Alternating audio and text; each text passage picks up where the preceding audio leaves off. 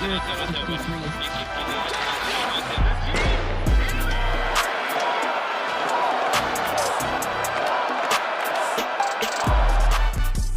there and welcome to this bonus episode of the Gazette's Hockey Inside Out show. I'm Stu Cowan of the Gazette and I'm joined by my regular partners here, former Canadiens teammates and 1986 Stanley Cup champs, Chris Nilan and Rick Green. Knuckles, I'm going to you first on this question. Arber Xhekaj, I know you're a huge fan, has been playing some really solid hockey recently. I mean, he looked really good in that game against Tampa Bay, playing with confidence, moving the puck. What have you liked most about his game recently? I just happen to have him right here. Just happen to sit on my desk and look at him all the time. Listen, this kid's been through it. There's no question, you know. He started the beginning of the season there. He had a couple fights there. He didn't do as good as, you know, I'm sure he wanted to. He looked like he might have lost a little bit of his swagger. He got it back, you know, up and down over the years. It's been a learning curve for him. There's no question. And listen, some of it is legit, but he's played pretty goddamn well the last 3-4 games. And last night in particular, the one shining example of someone that was pretty steady in a game that was just by everybody. So, yeah, I'd be awfully surprised if they took him out tonight, next game, sorry. But I hope the hell not, because if they do, then it's got to be they just don't like him and they don't think he can continue. You know, I just, like, he moved the puck well. He had 5 hits. He wasn't on for a goal against, I don't believe. He was even. So, and again, that isn't the biggest tell, but in a night where everybody's -2, -3, and he's even, you know, he played solid. So I just hope, confidence-wise, he got it, and he can keep this going and make it difficult on the coaching staff to ever take him out again.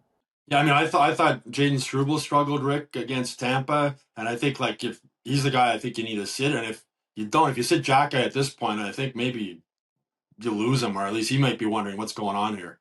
Yeah, he's got to be moved up into the top 4 in my book. He's averaging just under 12 minutes a game. Give him more.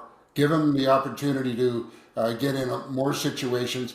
Pair him up with maybe a kid like Hudson, where he can let Hudson do his thing, being involved in every rush. He can be the stay-home guy. I know I remember being paired with Sabota, and it was like, go ahead, Pete. You do all the skate, and I'll just be back there taking care of the shop. And, you know, it might not be a bad situation from a chemistry standpoint, but more importantly, I think it's deserving and helping Xhekaj develop all of his skills by giving more opportunity to play in different situations and build confidence and be an effective part of that group there, being in the top 4 and seeing what he can do. And I think that, judging by what I know of him, he's the type of character that would just love that opportunity and that vote of confidence given to him, knowing that very well that he's not getting pulled out of the lineup, he's being bumped up. I'm going to be used in a lot of different situations that's going to help my game, both physically and mentally. Yeah, I think he could probably help Hudson in some ways. What do you think, Knuckles? Yeah, listen. Yeah, they get on the same page, and, you know, Hudson's going to be carrying the mail like he always does, and to have a guy that is more focused on, like a Greenie, who would stay back and cover for a guy like Sabota, that helps. It certainly helps. And, you know, Arber has that range. You know, if Hudson gets caught up ice, and he always tries to get back, Hudson, he's never out of it, right?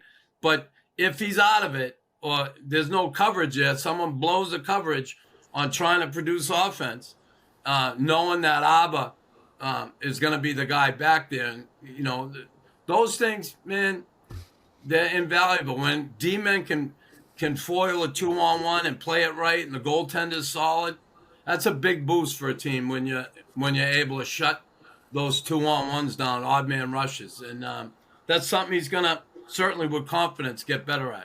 You know, Hudson got caught up ice a bit that first goal against Tampa, leaving Struble by himself, and he sort of went around him. Sorry, I looked like you were going to say something there, Rick, before I cut you off. Sorry, I just want to, bring up the point of the 2-on-1, how a 2-on-1 is played, and what I see happening. And previous shows before, I used to go crazy about the defenseman going for the front crawl by laying on his stomach, hoping that he's going to eliminate the pass. Which, with the skill set of the guys today, they just say, "Go ahead, you do your swim, I'll hold on to it, and I'll make the pass across." And I'm telling you, I don't have the statistics, but I'm going to say 9 times out of 10, when that pass goes across, it's going to go in the net. And when guys are told or directed how to play on 2-on-1, meaning giving the shooter to the goalie to let him play, you cannot let that pass go across. And please don't go swimming, because you take yourself completely out of the play. And there's a lot of guys that are not good at it. So I see these type of situations happening. I don't like it. I don't know if it's that type of play has been given to them on how you should play it, but it drives me crazy when I watch it, and it makes me really happy. And I look at a guy like Xhekaj. I think he knows on a 2-on-1. I'm not just saying this, as the whole reason why I really like him, but he has the intelligence to know which guys are more dangerous out there when he's on the ice. So, anyways, that's my venting on the 2-on-1 and the front crawl swim. Well, your friend, your good friend and our friend, teammate Larry Robinson always said, defensemen never leave your feet in front of the net. Never leave your feet in front of the net. He always said that. Larry had a list of do's and don'ts, and he printed them out one time, and I saw them. And I know when he coached, he did the same thing with his defensemen, do's and don'ts that Larry had. And like, I used them when I coached down in Chesapeake, and they were helpful to me because, again, I wasn't a D-man. I understood a lot about defensemen, but those really helped me when I was working with younger players. And so. But even his do's and don'ts list, even when I played with him, he didn't follow them. No, for sure. Well, Rick, Arber was talking recently about how he's playing now, not afraid to make mistakes. He's trying to just not worry about it. I remember when Victor Mete left Montreal and he went to Ottawa, I think it was, and he said how hard it was playing here with the coach breathing down your neck. Every time you made a mistake, you were worried you were going to sit. You were worried you were going to the press box, whatever. Just how much does that help? And you've been an assistant coach, and you know what it would be like for players coming back to the bench. Yeah, you have to know as any player, but especially a defenseman where you're the last man standing when it comes to giving up chances against. Know what you do best. Identify those areas of your game that you really do well, and try and do it well every time you get on the ice. And that can be dependable, proper positioning, good first passes. And if you break it down into simple things like that, I think you're going to have some success. And the biggest problem that a lot of defensemen have is they try and play beyond what their capabilities are. That gets themselves into trouble. So identify what your strengths are, bring it each and every shift, and you're going to be very, very effective knowing that these are the things that I do well, and I'm going to do it every time I get on the ice, and the results are going to be more positive than negative. Well, Knuckles, one of Arber's strengths obviously is fighting. Excuse me, I had a really interesting conversation with him recently, and he was talking about juggling the fighting aspect and playing. And he says, when I'm focused and thinking about fighting, I'm a better fighter, but I'm not a better player. And he sort of balanced. I mean, you must have gone through that also. What's that like when you're juggling both of those roles? Honestly,